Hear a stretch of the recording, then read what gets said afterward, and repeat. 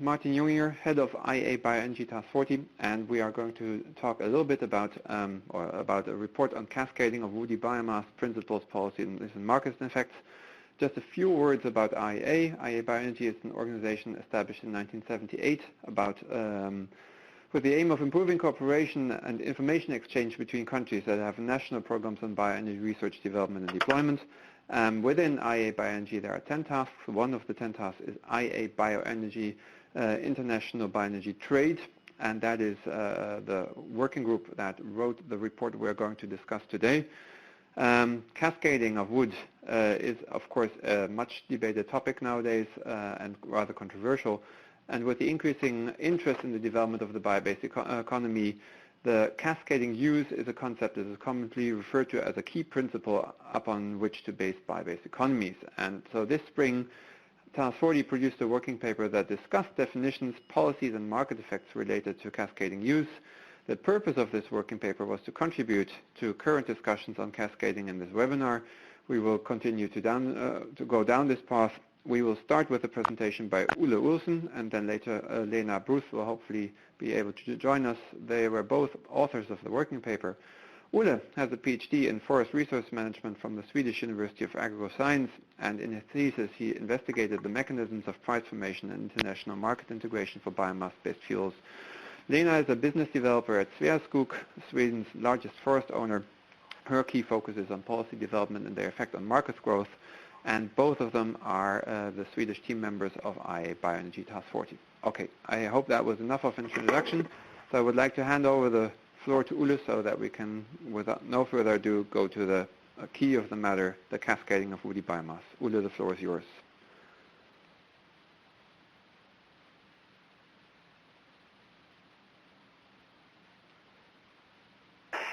Okay, so we're going to go through this paper that we wrote this spring on cascading of woody biomass. We're looking at principal policies and market effects.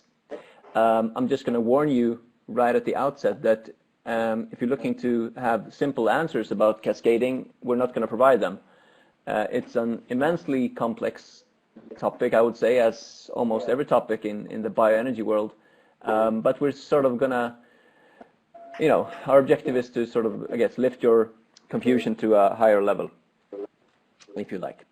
So, okay, so the general structure for today's little webinar is going to be first looking at the history and I guess the terminology around cascading, how it's evolved in the last 20-25 years in different contexts, I would say. First in the sort of original context in the first paper, I guess, that talked about this, and then looking at how it's evolved over time, and then I guess the most interesting thing, the issue of policy implementation. And then we're going to first of all talk a little bit about the EU context of cascading, how it's framed in different EU policy packages, for example, the circular economy package, the bioeconomy strategy, the forest strategy, and so on. And then look at some historical examples, how we actually try to implement these kinds of policies related to cascading, or at least similar ideas of prioritization of use of resources. And I guess after that we're going to sort of try to find some discussion points and look forward to good questions from you all. I think we have about 20 minutes of presentation, and then hopefully a solid discussion following that. Okay, so first of all, what we're talking about here is this whole idea of the bioeconomy. That not only can we use our biomass resources for food and for feed, but also, of course, for traditional stuff like forest products, but also in an emerging bio-based economy, also textiles, plastics, packaging, liquid fuels, and also there's a lot of energy, of course, used from biomass.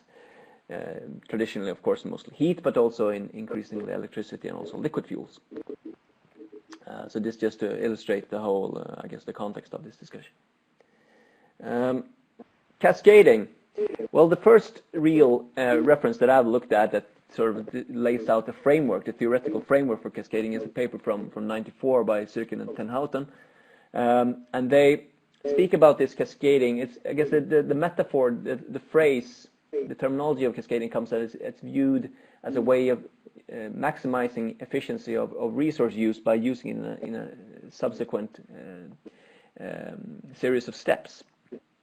And the sort of the way they want to frame this is by using this idea of establishing a cascade chain where resources are used for purposes for as long time as possible and for as high quality purposes as possible. So if you look at it from a mathematical perspective, you can see the sort of area under these little boxes and arrows is basically what you want to maximize. And the idea to do this is to use a resource such as wood or it could be a steel or whatever for as long as possible and for as high quality purpose as possible. And you want to maximize this identical resource quality. And the question then is, okay, so that's all very good, but how do you then move from that to sort of a more real world aspect? And a key question here is that, okay, time is, everyone knows what time is, that's not much discussion about that, but what is resource quality and how do we measure it? And Sikin and Houghton, they lay out a couple of different possible indicators, including market value, basically the market price. This should be the sort of basis for priority. The utilization value, how many different purposes can you use the different product for. The energy content, basically the sort of invested energy in the specific product, and also I guess invested effort in a broader way, which also is I guess in a way connected to energy. And they also think about a replacement equivalency, basically. So if I use this piece of wood for this purpose but not that purpose, how difficult would it be to sort of replace the one that wasn't used? And I guess in the original paper they don't really come to a conclusion. They see all these possible ideas of measuring resource quality, but they don't really find any good solution, which is fine, I guess, because it was the whole paper that they wrote is pretty conceptual and interesting as such, but they sort of did not really find a solution on actually how to implement this.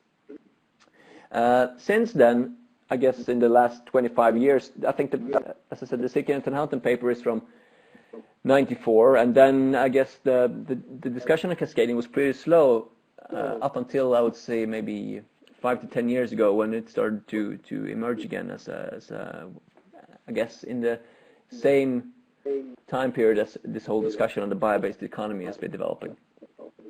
And after that, we've seen a lot of sort of new concepts being presented in terms of what cascading really is, and the first one is what's called cascading in time by some authors, and that's basically sort of that you want to use resources so that they stay in the sort of technological system for as long as possible, which could also be an idea of maximizing like carbon storage, for example.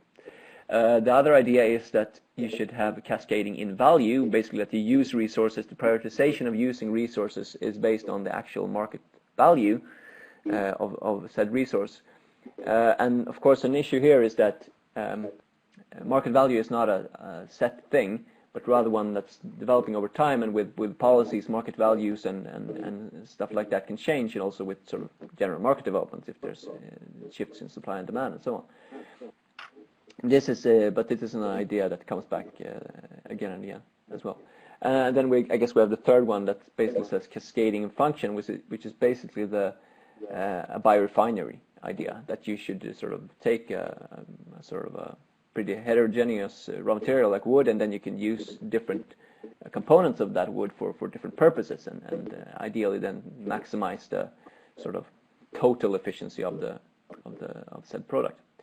So that's basically how the terminology has been developing, and the connection here between this sort of later frameworks and the original framework isn't that clear, which is one thing that I think is confusing here in the cascading debate. And in recent years, I would say in the last 5-year period, cascading has become very much a discussion in the EU and in EU policy. And one thing here is that you see it popping up in several different EU policy areas. And this is not surprising. This is something that reoccurs all the time when you talk about bioenergy, because it tends to connect to so many different policy areas. Okay, so first of all, of course, you have energy, but then you have forests, and then you have waste management, or in this case, the circular economy package, because waste can be used for energy, and the same kind of boilers that use waste can sometimes burn biomass. So there's an interaction there. And if you look at the bioeconomy strategy, that's also, of course, an important component where how do you use biomass for different purposes. Looking at how cascading is included as a concept in all of these policy areas that I've listed here, and also most lately in the ILUC directive, which was like an addendum to the Renewable Energy Directive, and with some added sustainability criteria, for example, for bioenergy. Interestingly, they include in these policy documents, cascading is included as an important concept, but what is, I think, a little bit unfortunate, and I'll get back to that in the end, is that when the concept is not really defined, this sort of terminological confusion, they still include it as a key principle, but not really defining it. In some cases it's defined, in some cases it's not defined. And the actual definitions they aren't really coherent in my view. So, for example, if you look at the bioeconomy strategy, the cascading is framed as a way of make sure that value added is optimized, and that you have resource efficiency, which is also kind of a fuzzy term, and used to promote reuse of resources and also greenhouse gas emission reductions. The fourth strategy frames cascading as a way of also value added, but also job creation and carbon storage, and the circular economy package talks a lot about resource efficiency. And the reason why we're doing this study within the IEA Bioenergy Task 40 is, of course, that we're interested in the role of bioenergy in the whole cascading study. And the interesting thing here in all these sort of policy documents is the sort of I would say an underlying fear that sort of bioenergy demand is sort of outcrowding all other uses. And this is something that sort of comes back at that it's important that other uses of biomass than bioenergy should be prioritized. And this comes back at least in the bioeconomy strategy, in the fourth strategy, and also in the ILUC directive. So, again, so we have, if you look at bioenergy in the cascading debate, it's sort of framed as the lowest priority in the cascading hierarchy, which is in a way reflecting how it's, if you know how the European waste hierarchy is constructed, it's pretty similar, because you have at the top, you have that you should avoid creation of waste, then you have the way resources should be reused, and then they should be recycled, and one way of recycling could be to have energy incineration with energy recovery.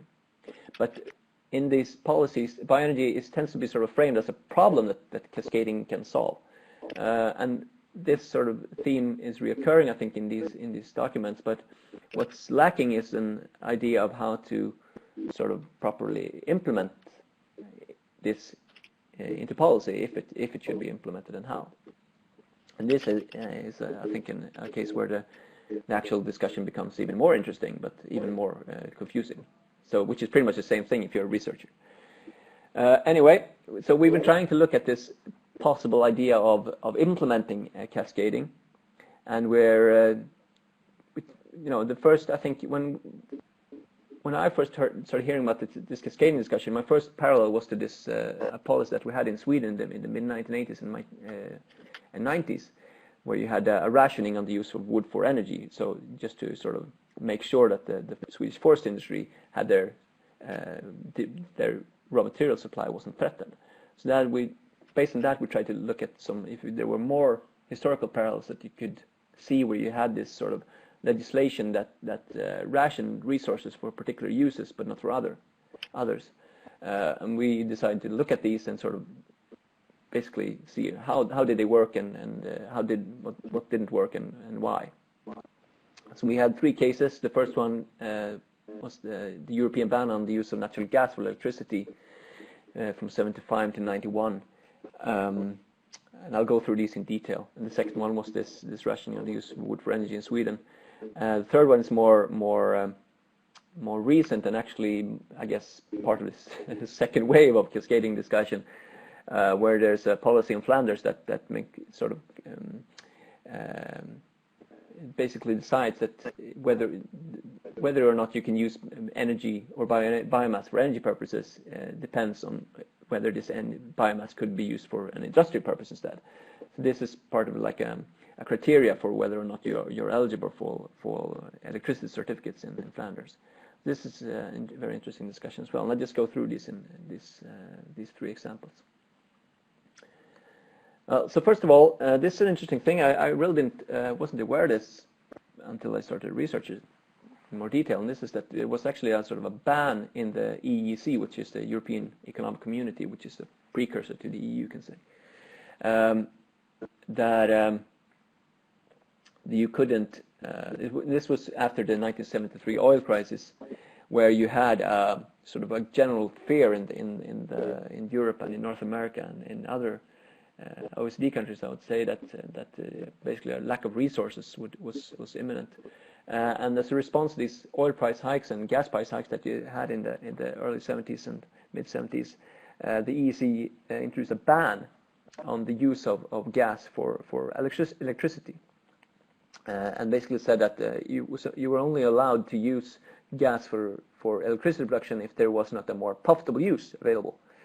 And this had a pretty significant effect. If you look at this graph that I have here, the use of gas for electricity production had expanded pretty strongly in the later years of the 60s and early 70s.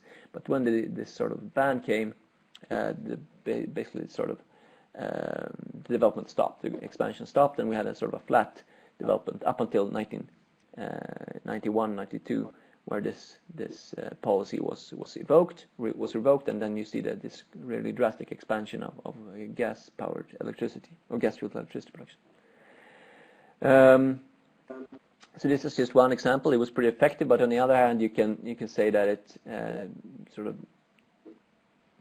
the sort of counterfactual here is that if you had continued this development of gas-powered electricity, you would have probably saved a lot of CO2 because the emissions, you could have eaten market shares from coal, for example.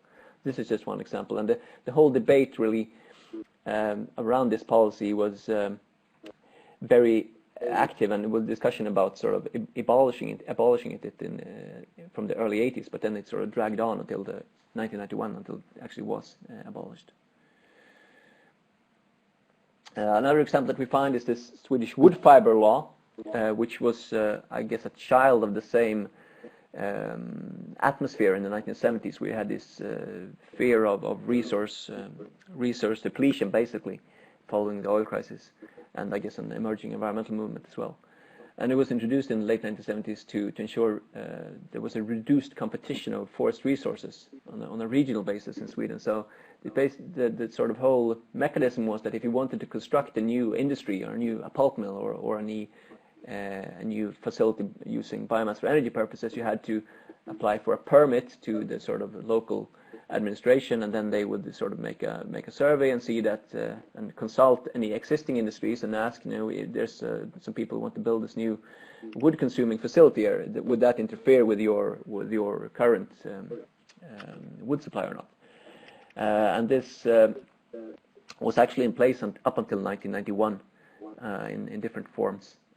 And there has been some pretty interesting analyses afterwards, and basically pretty harsh, I would say, in an ex post analysis, that you see that it pretty much hampered a lot of developments. There was this whole administrative procedure was pretty complicated, and it also tended to sort of nurture opportunistic behavior and I guess some sort of not really free market principles. And I guess in these cases you tend to have the tendencies to sort of having market actors focusing more on influencing the specific rules than on sort of making better products more efficiently. And it was also found that, and the thing here was also, it was of course a Swedish rule, but you could sort of circumvent these regulations by importing wood instead. But in the end, the conclusion was that the imports was a better way to sort of manage, and in international trade was a better way to manage these sort of imbalances that were feared, as well as sort of mobilizing more wood resources, which was also quite possible. And the more recent case is this Flanders, where they started implementing this materials hierarchy that basically says that industrial resources should not be used for energy purposes. And there's been quite a lot of discussion on this. I've been actually looking at some of the documentation from the parliament in Flanders, which I thought was very interesting to see how the debate's going, because it's very similar to sort of the previous case in the Swedish wood fiber law debates, and basically said that where you had a process, and I think that Ruben Guson was online. I think maybe he can correct me on this, but I think it was procedure where the panel and paper industry was consulted and asked basically again the same question. They want to build a energy facility, everyone wants to consume so and so many tons of biomass per year. How would this interfere with your resource use, and is this resources that you could have used if it wasn't used for biomass? So the question here boils down to, okay, how can you decide what is an industrial resource or a potential industrial resource, and who decides? So if there's a particular stream of biomass, for example sawdust or bark or cutter shavings or whatever, so whether or not this can be used for energy, well, it can be used for energy, but whether the question is if it can be used by industrial resources, well, it probably can somewhere, but how do you draw the lines there? And I think that's a question that we'll probably come back to in the discussion. I hope so, at least. So just looking at some of the sort of lessons from history here, and that is that these ideas of trying to find, I guess as a theoretical concept, I'm perfectly fine with trying to find optimized resource utilization pathways. The problem is that if you try to implement these into policy, you will have a pretty non-flexible structure that's not really doesn't really allow innovation, and doesn't really open up possibilities of market changes, really. And also will have a lot of this lobbyism of sort of affecting these rules. And this is something that we always see already, I think, in the ILUC directive, where certain raw material streams were deemed as eligible for double counting and so on. And I think when you start treading down that path, it's pretty difficult, because then you're going to have a lot of policy influence and a lot of lobbyism, not really healthy if you want to have a market-based system, if you do want to have a market-based system. And again, of course, if you try to administer these kinds of resource allocation streams, it's quite difficult if you try to do that on a regional or a national basis, because there's always the risk of leakages and the sort of interference with international trade. And I think it's important to, when we start having this discussion, whether if you want to develop a bio-based economy, what should the sort of basic policy structure be? Should policy support a bio-based economy, or should it control the bio-based economy? I think that's where it's sort of we have to make a starting point for discussion on these issues. But then, just to tie things up around cascading, I think one of my problems with the whole cascading is that there's the terminology confusion, and that there's no really cascading definition. There's no real consensus on what cascading is. And I think this is, well, in research that's not a problem, because researchers do that all the time. We argue about the definition and so on. But if you do include things in legislation, you better be sure what you're actually talking about. You can't say that you're going to have a bioeconomy based on the cascading principle if you're not very explicit about what the cascading principle is. And also, I think going back to the sort of historical cases, I think it's important to see the risks of regulating resource allocation. And this is something that's in a way done all the time through taxes and through regulations and so on. But I think it's important to be aware that when you have a regulation of some sort of legislation, you're always going to have a cost or a benefit. There might be a benefit to something, but there's also going to be a cost. So the issue then to sort of determine is whether the costs are if it's worth it, basically. And again, from an EU policy perspective, because this is very much an EU discussion, you have to think about when you have this.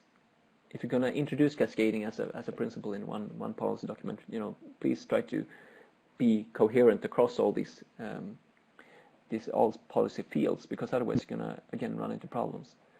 And just try to be consistent to find a proper definition.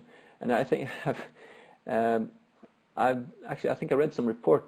We do read a couple of reports, and they say that it's very important that we have cascading as a principle, and it's also very important that we have a definition of cascading. And to me, that doesn't make any sense. How can you say that cascading is a good thing if you don't have any definition?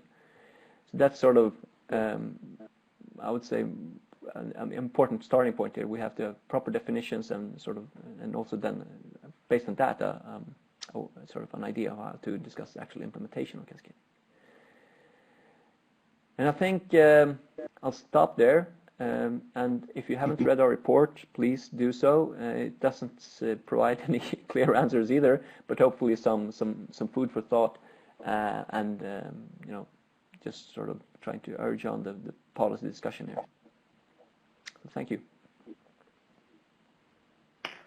Great, thank you very much, Uli. So we're going to open up the lines for a question period now, and it's going to be moderated by Martin. So what I'm going to do is I'm going to come out of this, and I'll open up a chat box for people who are joining us not on a phone line. And for anybody who'd like to ask a question over the phone, as a reminder, you can just hit *6, and that will unmute your line. And if you decide that you don't want to be on the line again, then you can hit *6, and that will mute your line again. Okay, so we're all set. Does anybody have any questions?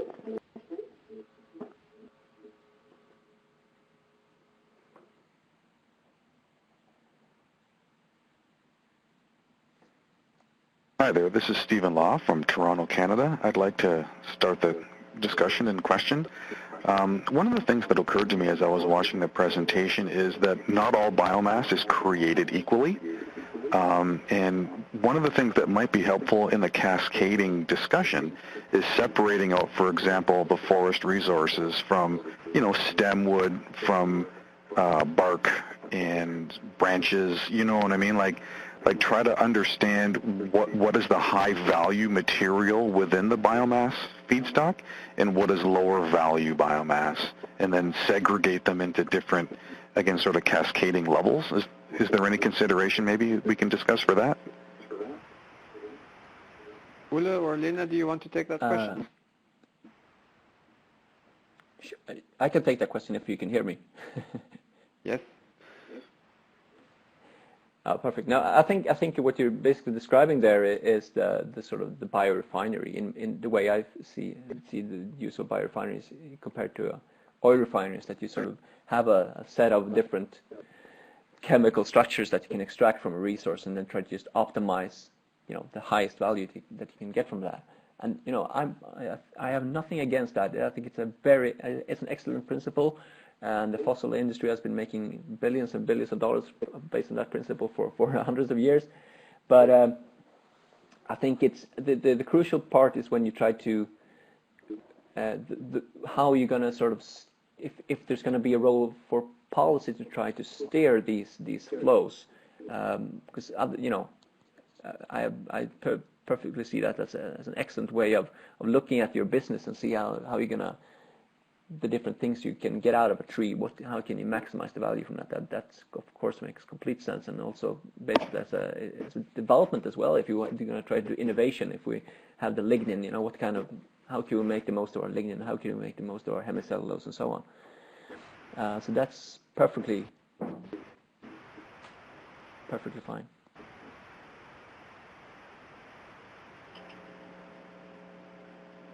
Anyway, the only reason why I bring it up is that there's some discussion over here about trying to make sure that we get higher economic value from the, higher value bioenergy, the wood fiber that doesn't actually go into the bioenergy stream, and that the lower residual sort of market value biomass materials go into the energy stream. And like I say, the higher marketable fiber goes into, again, the chemicals and the the other types of industries, so that we get, again, a bit of a hierarchical narrative around this separate, distinctive definitions of the different types of materials and then their subsequent use in the economy.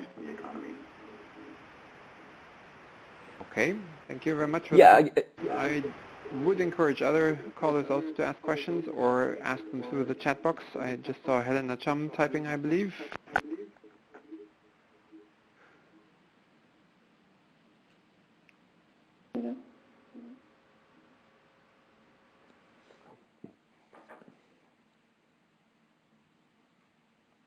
I see several people typing, so I guess we wait a second to see more questions. Sure.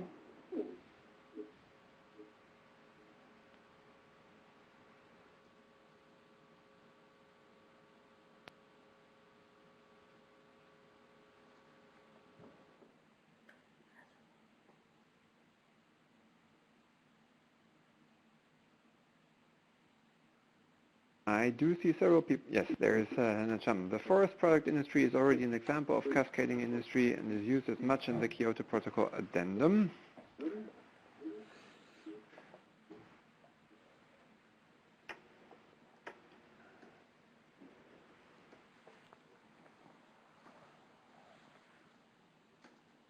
I'm not sure if this is just something Helena wants to point out or whether she's going to ask a question afterwards. In the meantime, please, if there's people on the call who also want to ask questions, please do.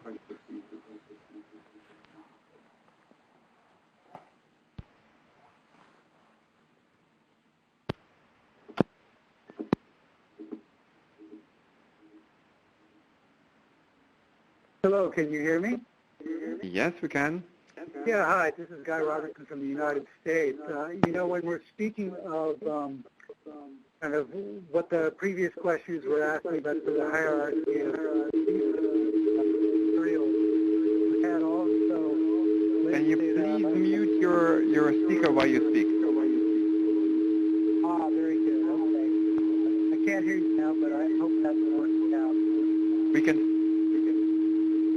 Okay, that works for everybody. If you want to speak, please mute your speaker. Measures to that, like for example, market value or efficiency of the like, and then related to the previous talk from the lecture from Canada, when you're trying to maximize the resources.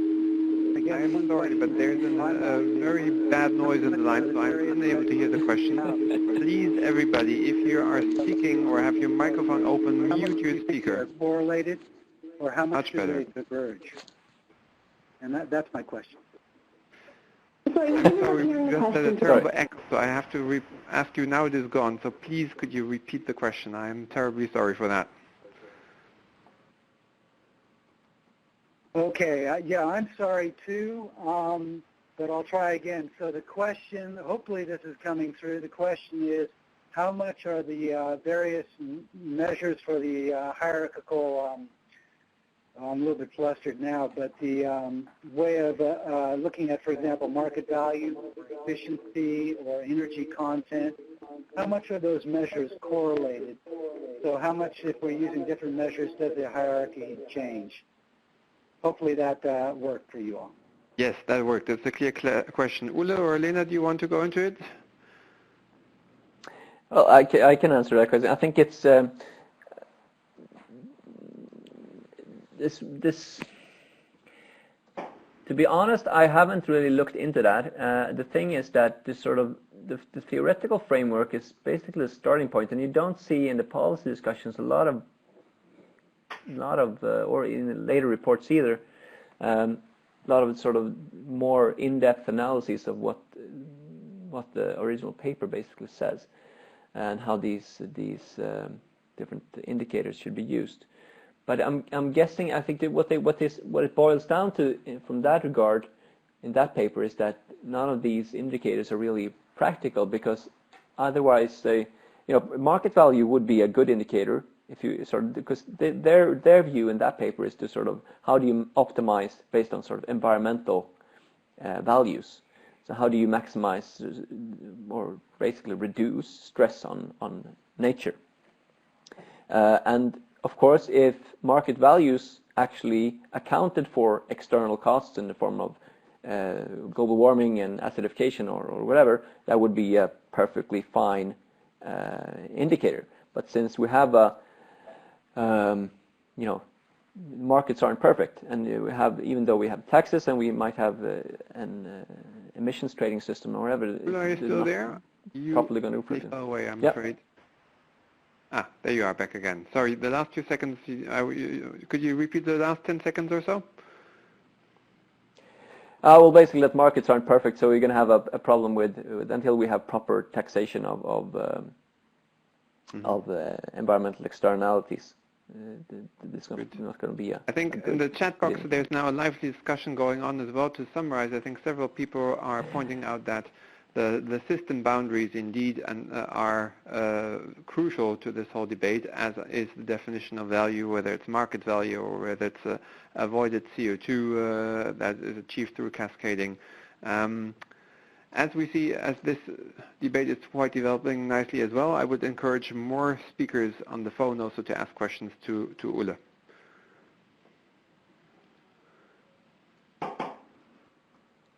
Anyone else wanted to ask a question to Ulle through the speaker, through the phone?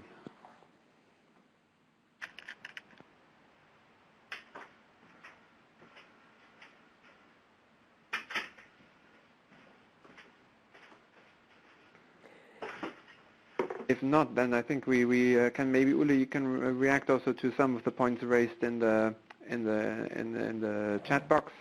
So one of the issues which Lena just raises is whether new technology, when it emerges, it may change the entire playing field. So how policy would be able to take that into account is, of course, extremely difficult to say.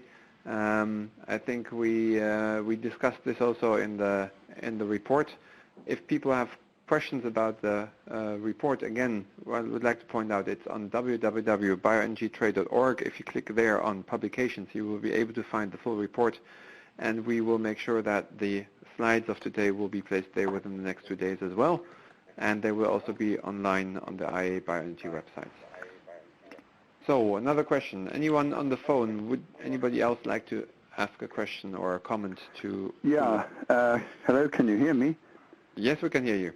Yes, John Blaney from BioExchange in England. I'd like to compliment the presentation. It's absolutely beautifully presented and very clear, as was the accompanying dissertation.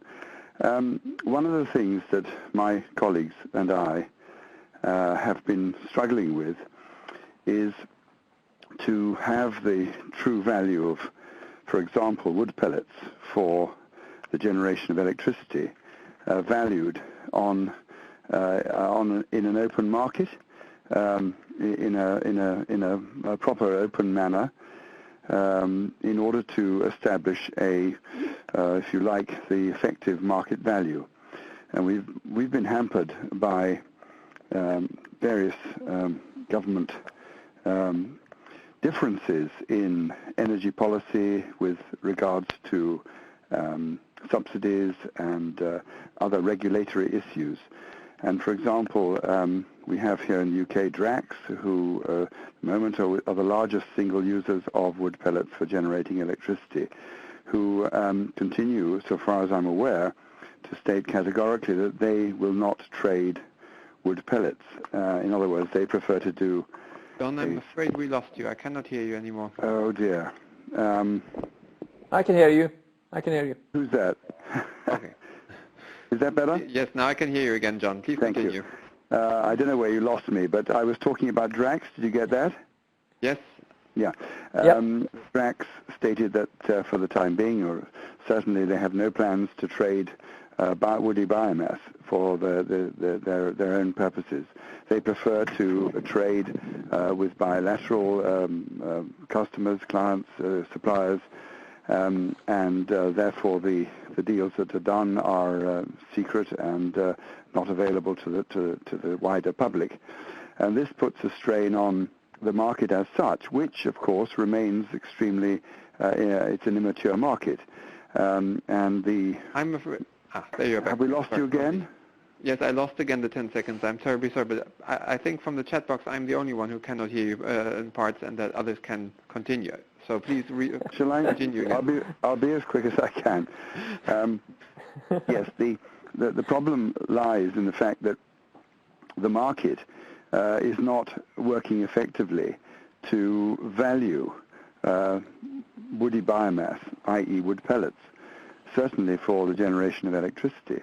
And this is possibly the major factor, if you like, that certainly we, my colleagues and I, see needs to be addressed. And we shall be doing this through the forthcoming months as we progress towards launching a standard contract to trade wood pellets. I don't know if you know, I hope you know, my other colleagues, Albert de Haan and Michel Wild from Austria, Albert de Haan from Holland, of course. But anyway, that is my small input to the meeting.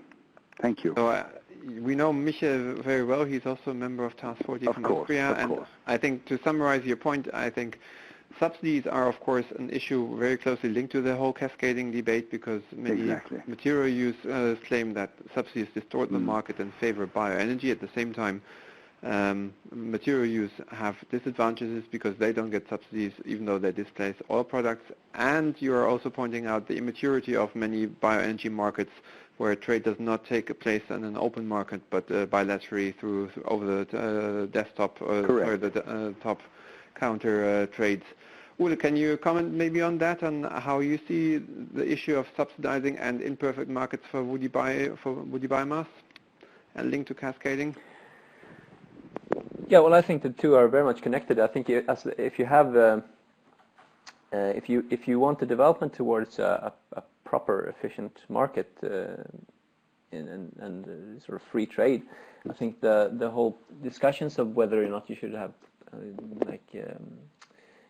hierarchies on use of biomass, and also the whole insecurity or the insecurity and uncertainty about these policies, since they have so much influence on what's going on in markets. If these sort of insecurities continue and uncertainties continue, it's going to be very difficult to have a situation where you can actually have free and open markets that many actors are willing to sort of invest in and engage in.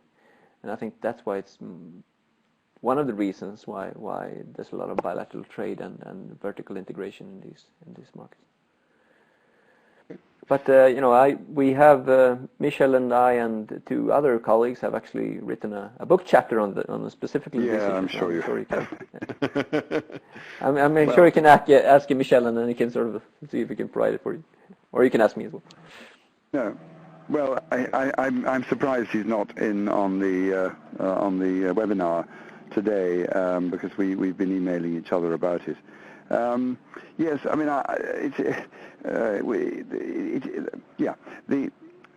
the coal market took many years to come to maturity, and even still, it's controlled by a small number of, I won't say exchanges, but trading houses.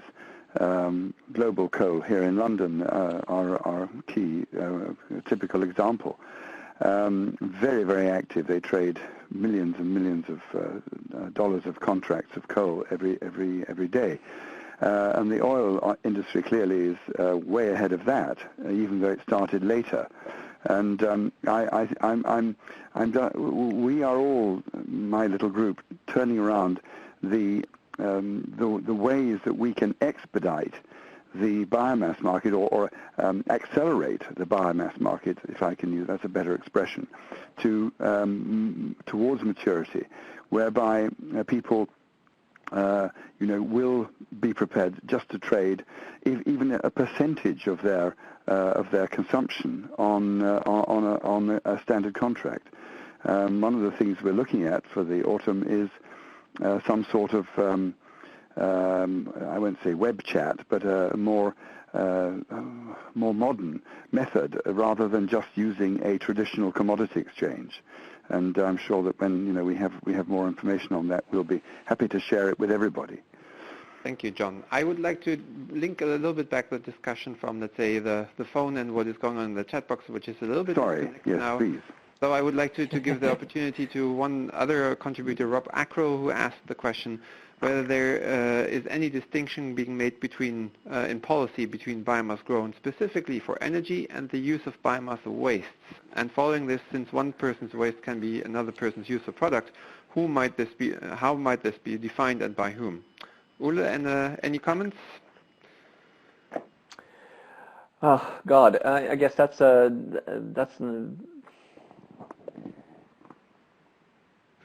it's a very difficult question because it sort of boils down to the issues that were, I guess, that EU policy has been discussing, that they sort of want to incentivize the use of waste resources so as not to interfere with food markets and so on. But I guess in the end, I'm not really sure how to deal with that. But what an interesting thing is that if you look at just to tie into the whole cascading discussion, is that if you look at the original cascading paper, it doesn't really say anything about biomass resources. They basically sort of assume that the biomass, the renewable systems are by themselves circular and cascading because they sort of in the sort of carbon cycle, and their discussion is only about like non-renewable resources like minerals and oil and so on. And the same thing goes for the waste hierarchy as well, where it's only discussion about like once something has become a waste, how do you then deal with it? So I think this is a very, very new, or it isn't new, but it's new to these, compared to these previous discussions on these hierarchies, is that you have this, how do you deal with primary resources? And I think that's something we need to, Yeah. Maybe to bring up a few other points from the chat box, Liz McDonnell and Helena Cham and Lena have been actively discussing also the idea of, again, of value boundaries, what you emphasize, resource efficiency or security of supply. These are all important aspects when framing how to value different streams and different applications. Maybe Liz or Helena, if you're in the ability to speak, maybe can you share also some of these thoughts in audio with the rest of the audience?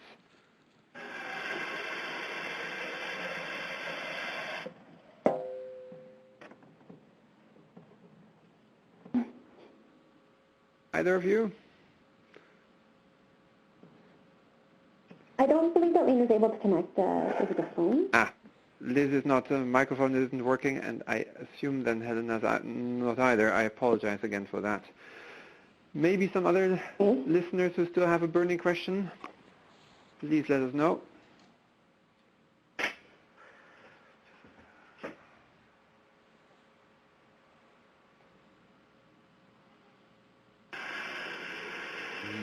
I guess the audio connection is problematic. Christian Blanke just mentioned another report which is worthwhile pointing out as it's on the same topic, and that is also on the optimized use of wood, which was, I think, a report published by the European Commission, or commissioned by the European Commission, and carried out by, amongst others, University of Hamburg, BTG, Nova Institute, and a few others.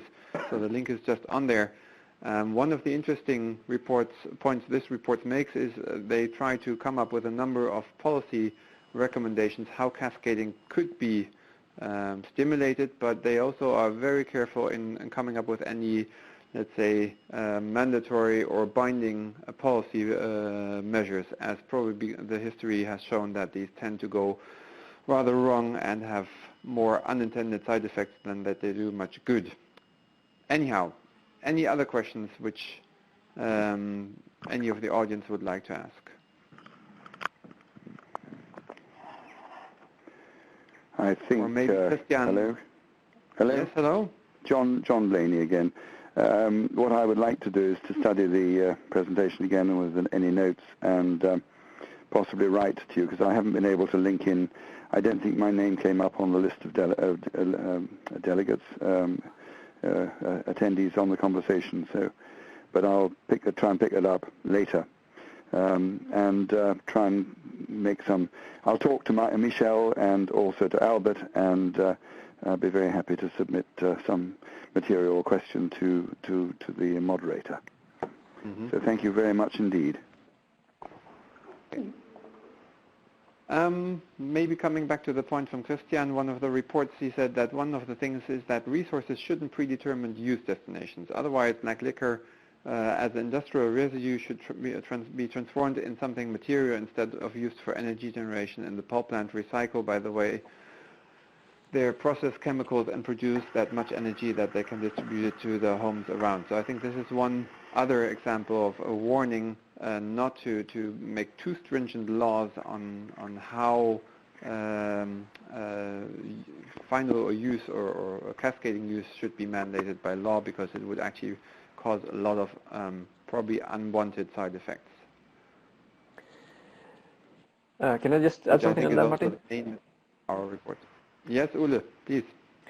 Yeah, I think it's just something that we're not somehow not getting to here, because everyone sort of says that you shouldn't have predetermined uses or different priorities. But the thing is that with the policies that you do have for both the circular economy, for the bioeconomy, and so on, and on renewable energy, of course, is that you have some policies will interfere in sort of resource allocation in certain ways. Be it that, for example, carbon tax in Sweden has now led to sort of forestry residues being used for energy, whereas they weren't before. So that's a sort of completely new sort of product stream that wasn't there 30 years ago. So policies will have impacts on markets and affect some resource streams and some markets in different ways than others. So I think the question is, how do you support how do you make, I guess everyone wants a sort of a defossilization of society and the economy. So how do you do that without having these sort of perceived unfair rules? And of course, there's always going to be someone who feels that they're not sort of their cause isn't valued as high as it should be, or their market is being unjustly damaged. But the question, I think, it really has to focus on how do you do this without and in a fair way. And I don't have any answer. Well, maybe anybody else on the call? Sorry, go on. John Blaney again. Perhaps one could encourage the authorities, the powers that be in the various different governments within, for example, Europe, to balance out the subsidies that are made available between biomass, bioenergy, and, for example, wind and solar power.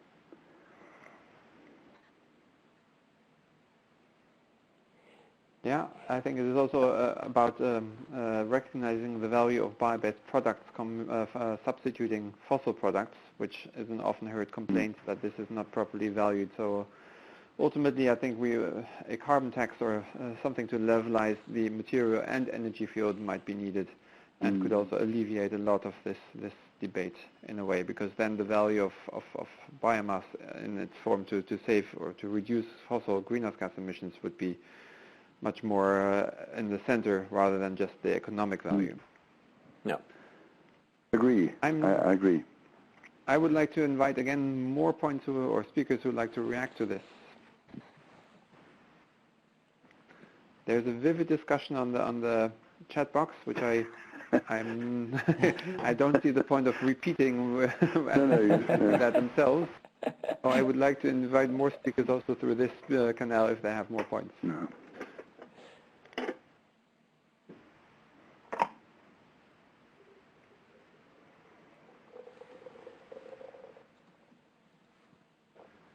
Hi there, this is Stephen Law coming back. One of the things that occurred to me listening to some of these conversations and contemplating some of the slides that I saw earlier is that with something like steel, you can melt it down and repurpose it multiple times in different types of products. But with biomass, it's not really quite the same thing. Once you convert a wood fiber into a product, and then to try to repurpose that same fiber into a different product, it really doesn't translate well, because you can never really revert the wood fiber back to its original form the way that you can with aluminum or steel. So like I say, I think it's really the interest here is, again, sort of delineating the different component parts of biomass at the beginning of the value chain, and then allocating them to the highest margin value chain, rather than trying to repurpose the bioenergy, trying to repurpose the wood fiber through different components of the economy until eventually they wind up as some kind of an energy or a disposal waste type product at the end, after having been handled or whatnot, say 2 or 3 different times through the economic value chain, from the forest to, again, the chemical industry or the pharmaceutical industry or some other industry, until it eventually makes its way to the energy industry at the end. I just don't see that as being a practicable way of viewing, again, the use of biomass fiber over time. Any thoughts?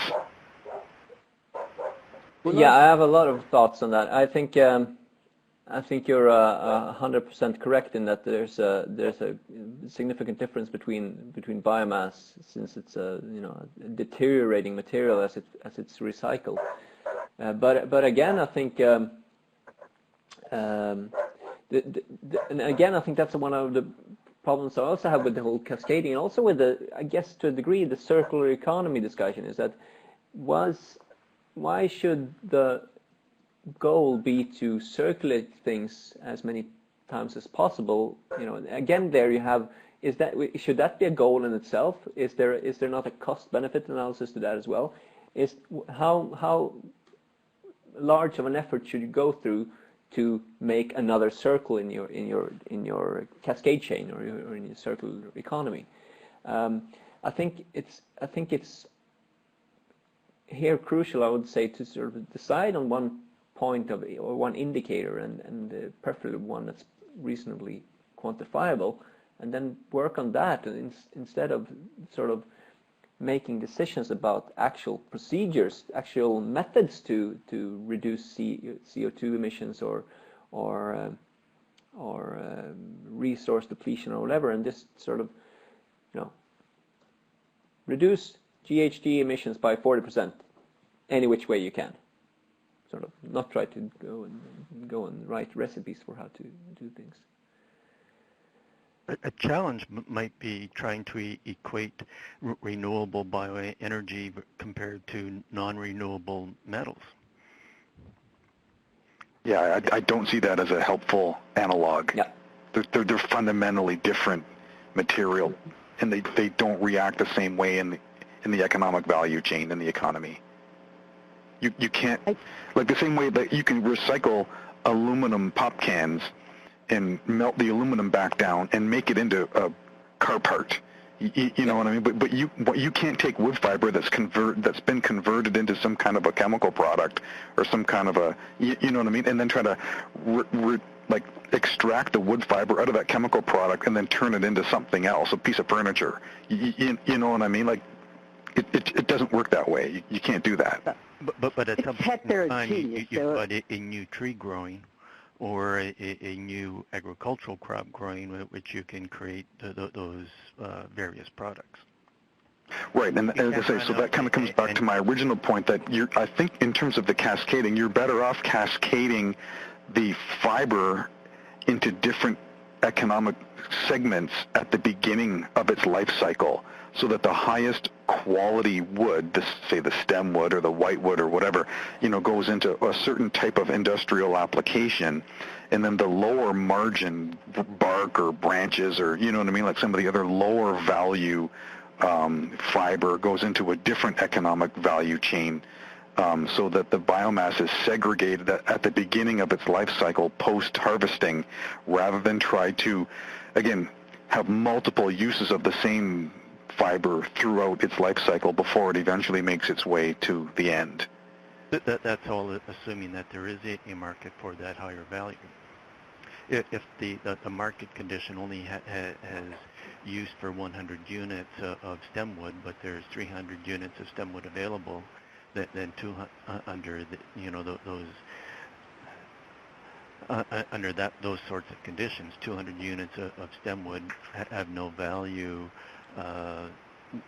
because there's only 100 required by the market conditions. So that leaves 200 units available for some other use, which might be wood pellets as opposed to veneer. Right, so that's what I'm saying. I think that's the better discussion around cascading, is figuring out how to allocate the material at the beginning of its life cycle to the highest value of the market, and then have it cascade down the value chain to lower value markets until eventually it gets picked up at a clearing price that the market will pay for. But start at the higher margin and let the market decide how much fiber it wants at that price, and then work its way down. And all of those market conditions would be regional as opposed to international. What's happening in one part of a country would be very different than another part of a country. Recognizing, for example, in North America, countries are larger than European countries.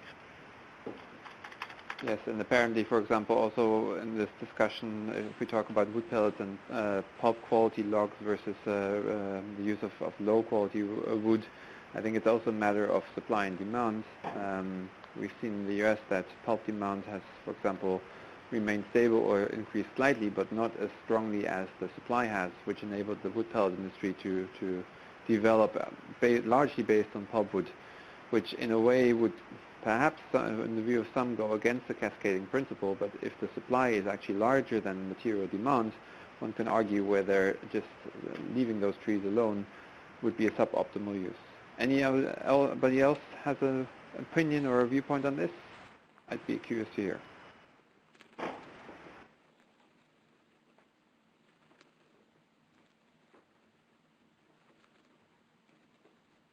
I don't hear anybody. Yes, Sven-Olof could comment. Oh, I'm sorry, I'm in mute. Helena, can you hear me? Helena, yes, please. And then I think Sven-Olof, if I'm not mistaken, or the second speaker. So first Helena, then ladies first. Okay, I think the question, for instance, of the wood pellets in the U.S., to some extent, this is what the forest products industry is afraid of, using too much of a resource that they might use for a higher value product. But at that moment, they don't have an use. So that is a tension. But even in that, you have different values. So they are using more hardwoods, less softwoods in some of their applications. So the overall optimization is going to vary region by region. And so putting a policy, I think, that would try to recompense multiple objectives. So it's objectives, greenhouse gas, and the ecosystem's values, multiple values of these systems that we're implementing. So in some cases, if you put an incentive here, for instance, with the pellets, you may have the owners of smaller lots decide that they want to spend their lot and then sell the thinnings to the pellet application, because now they can have a reason to do so. So it's a very complex system when you're dealing with privately owned wood more than established companies or government properties. So in many cases will differ. What we were talking in the chat is really treating those as systems as opposed to one operation or another operation, that you look at the overall system that you're setting up in a region, and then you have products that you're going to do, and compare that system and do the policy to recompense a system that achieves multiple objectives simultaneously. So it cannot be just greenhouse gases. It has to be the economics projected at long term, and ecosystems and a lot of other natural values, water protection. So many of these reasons, in the case of the small lot owners, the thinning will make the future wood use be much higher value. So those are all things that will change in time and space. That's where we have a problem trying to fix a policy when you're dealing with so many multidimensional variables. Thank you, Helena, for the contribution. Yeah. Were you finished? Because we had a second speaker who also wanted to contribute. Yes, please. Thank you. I had a gentleman on the line as well earlier. Yes, Sven-Olof here. Thank you. Hello, Sven-Olof. Please. I would like to comment on the fiber, the pulp and paper. Global fiber demand is a small fraction of the growth and yield in global forests. So from the forestry perspective, there is no possibility to just by mandatory allocation sell everything to the pulp and paper industry. They can't find buyers of all that fiber products. And when you have invested all the energy and money in making free fiber products, the recycling of fiber products like paper, newsprint. In Europe, the recycling has, I think, passed 3 times as an average. So each fiber goes 3 times. The challenge, as I see, is for the forest operation to find a demand for all the trees they can grow. And without a demand for the tree, growth and yield isn't optimized, but kept lower. And if I get a couple of seconds more, I've seen on the written comments here on chemical recovery of cooking chemicals in chemical pulping. I don't think there is any process or technology suggested except thermal processes for recycling, recovering the chemicals used in chemical pulping. And the recovery, recycling of the chemical is essential both from a resource, economic and environmental point of view. So either you put in a fuel or you use the black liquor. You can tap a fraction of the lignin, for example, from that cycle. But it's not possible to see black liquor as a whole, otherwise as an internal process essential for the recycling of chemicals. Thank you.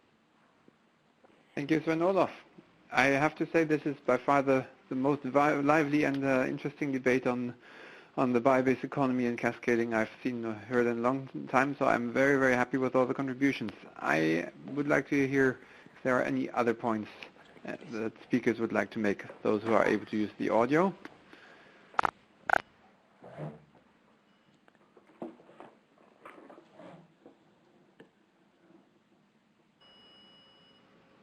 If not, I'm trying to go through the window, but I think many topics which are raised in the chat window have already been raised as well orally, and a number of people are signing off. So I would like to give everybody another final chance. Is there anybody who would like to discuss a topic urgently?